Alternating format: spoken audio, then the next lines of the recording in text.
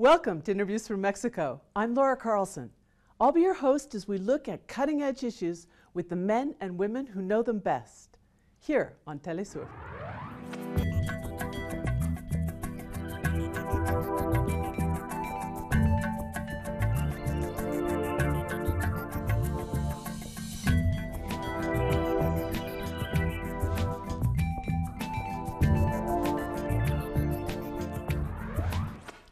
Fracking, literally fracturing the earth to get at oil and gas deposits, is one of the most controversial methods of energy production in the world, and it's caused conflicts all over.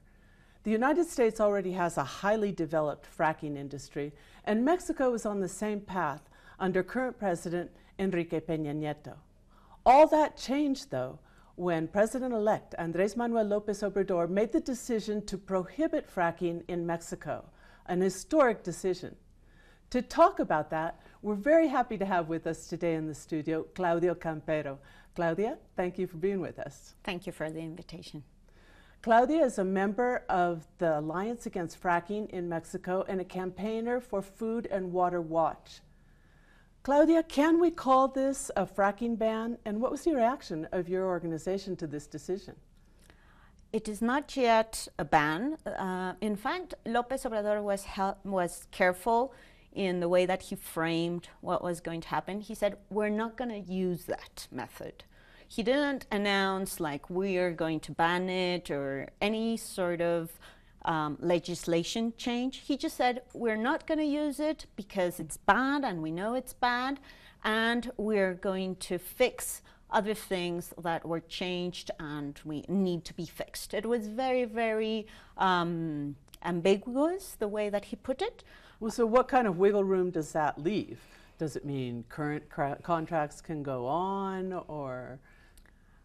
We really don't know. Yeah. We really don't know. The reaction of our organization was, first, it was a surprise because López Obrador has announced that he wants more oil and gas coming out of Mexico's underground, because he is very concerned about having income for the programs that he has announced. So that is in the government program, that they want more gas and more oil.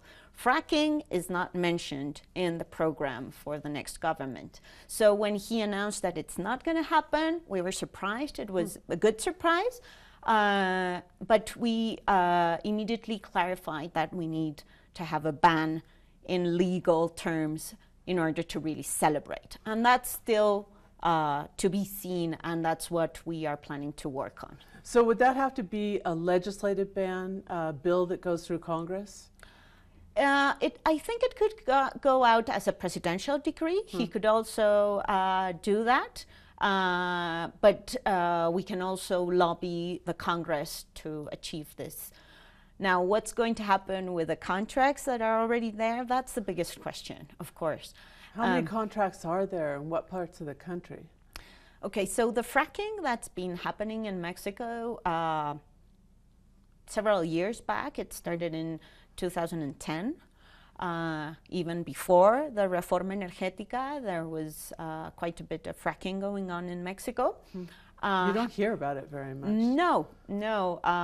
When the Alianza Mexicana contra el Fracking got together in 2013, because of all the discussion around the energy reform, we started to do some research, and after a while we found out that fracking was already going on in Mexico, and that all the discourse around the need for the reforma was more related to the fact that they wanted the investment coming from private companies into Pemex. But fracking was happening through Pemex with contracts with the same companies that are already moving around the world, such as Halliburton, for instance, working in fracking in different parts of Mexico. So the reform just opened it up to go faster and be more extensive. Yes, and the biggest thing that the reform did, from my point of view, is facilitate the access to land.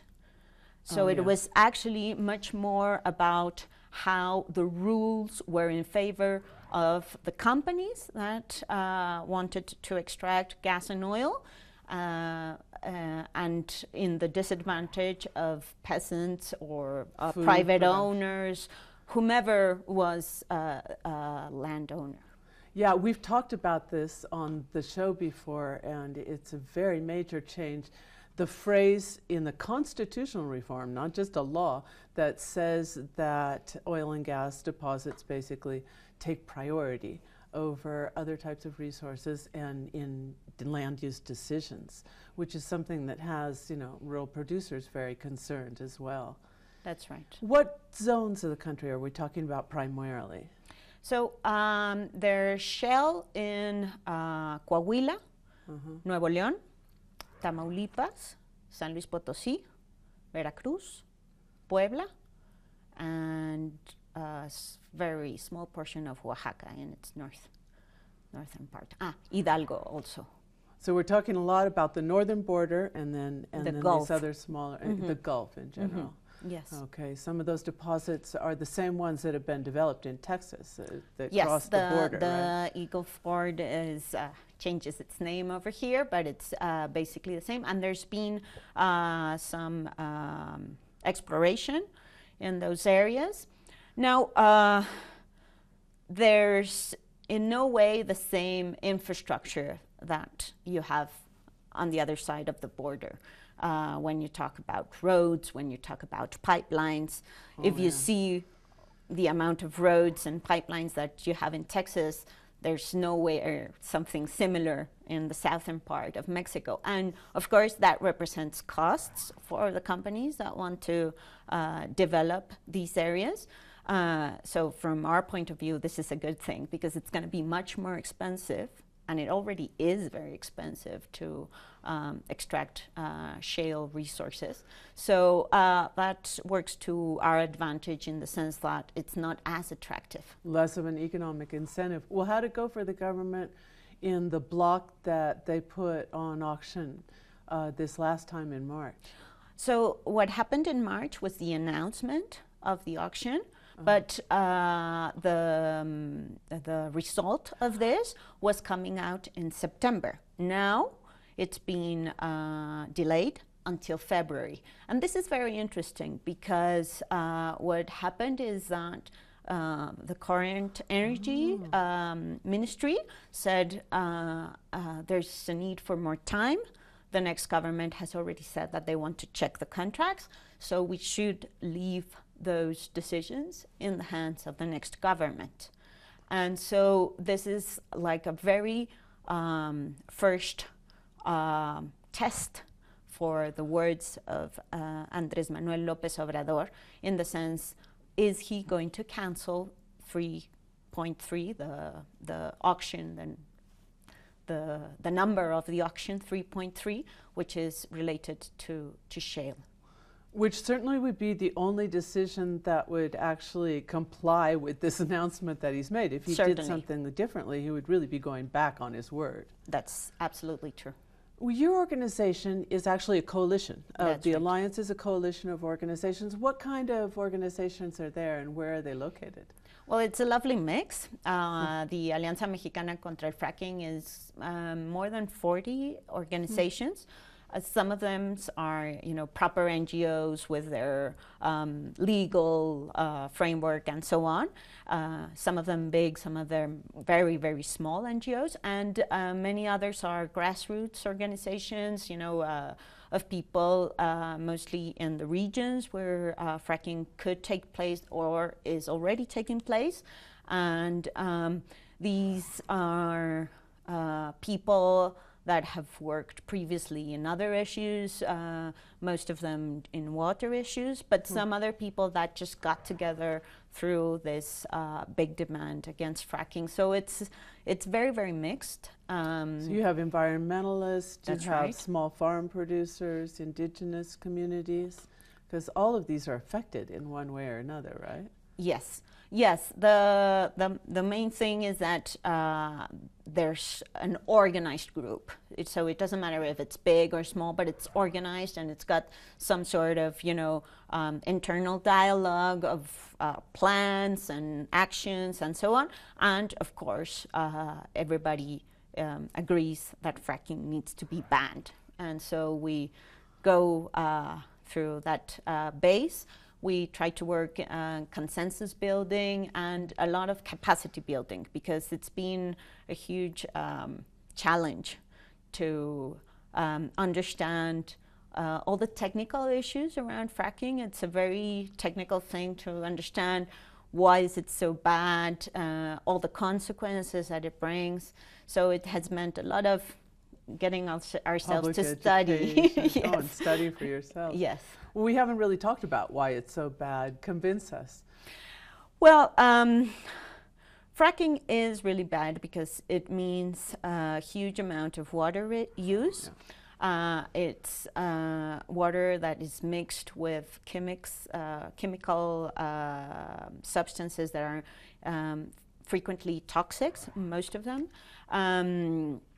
It's combined with silica sand, which is a huge health risk in itself. Silica sand can get into the lungs and basically kill people, because it's very, very harmful for the lungs. So this mix of water, sand, and the chemical cocktail is introduced high pressure through the earth. And then there's a vertical perforation and then a horizontal perforation. And this basically opens up the shale rock. And what happens is that shale rock is has very, very low permeability. This means it's got a lot of oil or gas, but it doesn't really let it come out. So they frack for allowing a bit of that to come out. So when it comes out, you've got highly polluted water that has not only what you put inside initially, which was a huge risk on itself, but it's also combined with heavy metals that are in the rock, sometimes even radioactive materials that can be in the rocks, and of course the hydrocarbons that are not basically something very healthy for us to be in contact with. So it's a tremendous amount of rock for a relatively small amount of oil and gas, oftentimes too, isn't it? Well, what happens is that very soon the amount of gas or oil that is coming out reduces itself because of the low permeability of this rock. So since we've used up most of the easy access oil, now companies are looking for this oil and gas that's more difficult, but still with all the demand of fossil fuels, well, they are taking it out. But there's I'm just getting started. So when don't get too technical on us, but okay, yeah, sure. When the water comes out, you really don't have a good solution for that water. Sometimes they put it in open pits so that it evaporates, so everything evaporates together with the toxin, so it's pretty harmful for the atmosphere in general. And sometimes they have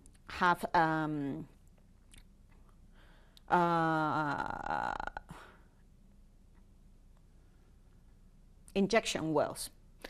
Injection wells are wells that you have for getting rid of this very polluted water. And in theory, that water gets beneath the earth and you just don't see it again and you just get rid of it. The truth is, this injection well technology has been proved to bring earthquakes. Well, are they supposedly sealed? Because otherwise it get into the aquifers. It's supposed to be studied that the geology of these areas will contain the water. That's the theory. The truth is, we've got two problems there. One that's being showed in Oklahoma with human-made earthquakes. Where there have never been earthquakes before. And now there are plenty of earthquakes in those areas. So this is a huge risk because you don't have really the tradition and the laws and the rules for building for earthquakes. So the damage that the buildings can have is pretty high. So this is a problem that we're already starting to see some of it in Monterrey.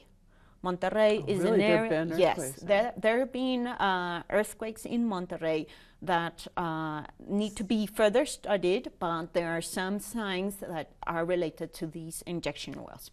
And the other thing is, in California, they found out that what they thought was an injection well that contained water and whatever was really actually injecting directly to aquifers that were for human use. So these are the huge, huge issues.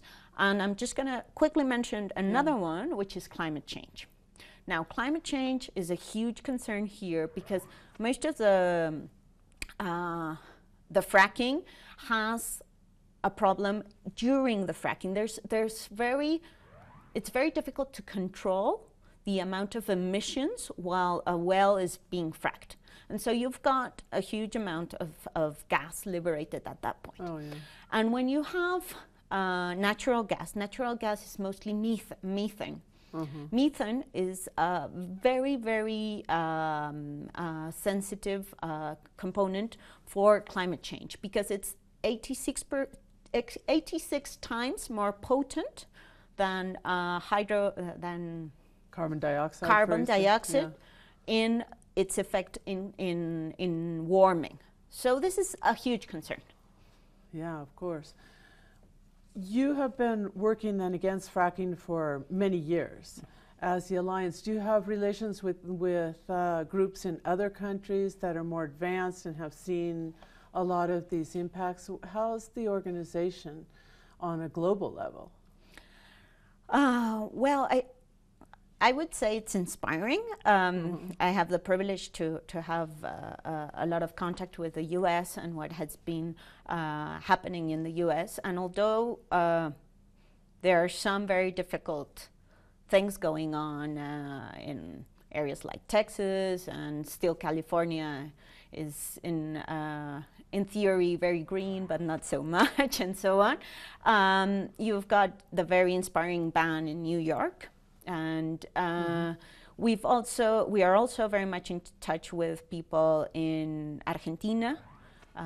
There's been fracking for quite a while in Argentina, and they've got a lot of research and good work being done there. We're also in touch with the Colombians. Colombians are really moving for a ban also in Colombia. And other places, believe it or not, Bolivia has recently spoke that they want to develop unconventional gas, and so there's a concern there. And there's good work happening in Ireland and in Scotland, and so it's a worldwide movement. That's right. You mentioned climate change as a very direct impact with the methane gas emissions that happen during the fracking, but there's also this question of, like, fracking is based on this premise that we're just going to continue with the fossil fuel model of energy forever until, we've wrung every last drop out of the earth.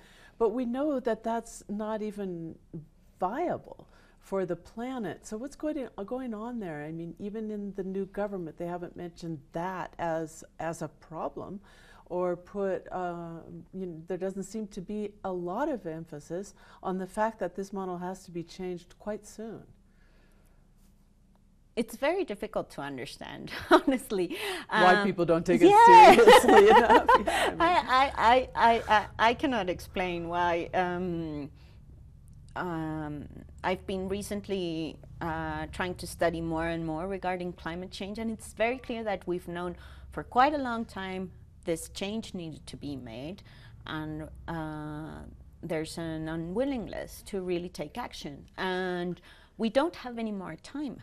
There's no more time. We just have to really do it, because if not, it's going to mean a lot of human suffering. And I think that that's what troubles me the most. When people ignore climate change, they are ignoring the suffering of humankind. And we really need to make serious changes. And changes mean certainly to go to renewables, for sure, but it very much means that we need to change the way that we're living, because it's not going to be enough with changing to renewables. We really need to change the way that we are consuming. We need to be much more efficient. We need to prioritize really how we're going to use the resources of Earth.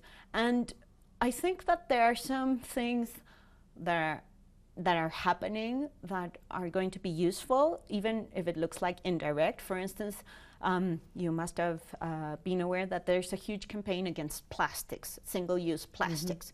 And this is directly related to fracking, because these plastics are done with the hydrocarbons that are coming out with fracking. And one of the industries that is pushing to keep fracking is actually the plastic industry. So if people really stop using single-use plastics, like seriously, like they really commit to demand companies to start using, you know, you want a soft drink? Well, you need to take back a glass recipient, as we used to do. Like 30 years ago, we had our glass recipient, and we went to the shop with our glass recipient, and we bought a new one filled up, and that with lots of other things. We must change this sort of ways, and we must do this very quick.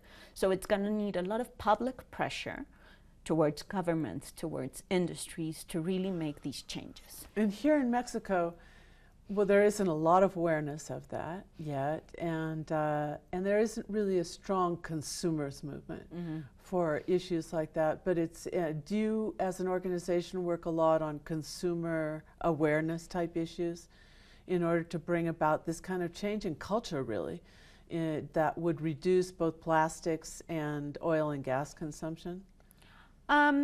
It's not our main focus, but we definitely put it in the mix. One part is very, very important, and this is a very political point of view, in the sense that some people think you just need to change yourself and that will change the Earth. And that's not the way that we think. You need to change yourself, but you need to push for further changes that are coming towards you. Because when people say, well, how can I not consume single plastics? Because it's everywhere. If I get a takeaway, if I don't know, I just went for a yogurt to the shop or whatever, it's everywhere. It's very, very difficult. It doesn't go with just the decision of an individual. It needs to be something that is mainstreamed. And for getting that into the mainstream, we're going to need a lot of public pressure. So it's much more than just changing, you know, individual day-to-day activities, which we must, but more so to make sure that we do the political pressure, and even as consumers with the industries, that we make sure this changes happen. So it's a very important message to viewers as well, because it's both things and they're quite linked. You can change the way you live in order to reduce consumption on these issues and not have so much pressure on the Earth to move toward these highly dangerous and polluting industries, especially fracking. And then you also have to get organized, because right now they're not giving us a lot of options. And if we want to have options, we're going to have the public pressure as well, which requires a little bit more work in terms of the organization. That's right. Do you think that Mexico could end up being a model, assuming that this announcement is carried through for much of the rest of the world in terms of the attitude toward fracking? Well, I certainly hope so. I think that we're not there yet, so we need to make sure we get there. And that's an important message that we want to convey, is that it's a good announcement, but we need to make sure that things develop right. And the very first thing that needs to happen is we need to have the cancellation of this bid that is supposed to be announced in February. That's the very first, you know, show of real political will to start stopping fracking. Will you be just waiting for the announcement? Or No, are you we're going to work towards that, certainly. Are you going to do a public education campaign, or what do you anticipate? Yes, we anticipate to increase our public education, or we anticipate certainly different political actions, and also, we anticipate to start working with the Congress before that, because Congress starts in September. And we definitely want to start lobbying in Congress before Andrés Manuel starts his government in the 1st of December.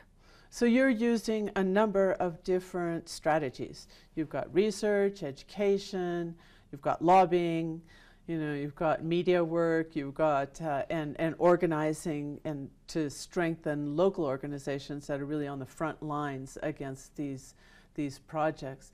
Do you see that expanding on the ground lately? Yeah. Well, people working in the regions are very, very active. Very particularly in the Huasteca Potosina, there's a huge movement going on the ground to push for a ban on fracking, and they're working at municipal levels to push for municipal bans. So that's already taking place. Well, wasn't there some announcement in San Luis Potosí regarding the fracking? Several announcements, actually. So I think it's 8 or 9 municipalities that by now have banned fracking in San Luis Potosí, and there are 4 others in Veracruz and 1 in Puebla already also banning fracking. So yeah, things are moving forward. A lot of action of communities, peasants, indigenous movements working towards this, and this is very positive, but it needs to be also at the federal level, because energy issues in Mexico are at the federal level. It's not something at the state level as it happens in the U.S. If you had a ban in a municipality, you mean then could the federal government overrule it basically and contract out some part of that municipality to fracking contract? That would likely have to go to court. And so the thing with municipal bans is that is a true exercise of democracy, and the people are saying what they want. And so if you have the federation basically coming on and saying we don't care and we're going to do what we want, well, that has also political implications. So the bans are important, but we really need to have ban at the federal level. Yeah, you'd enter into a situation where you had not only a legal challenge, but then, basically an anti-democratic move on the part of the federal government. That's when right. A local organization, when a locality has already made that decision. But it's very encouraging to see that municipalities are standing up and making these decisions to protect their own land and to decide how it's used, and that's spreading throughout the country, and we'll all be waiting to see what happens on the federal level. Claudia, Campero, thanks so much for being with us. Thank you so much. And thank you all for watching. We'll be back next week on Interviews from Mexico.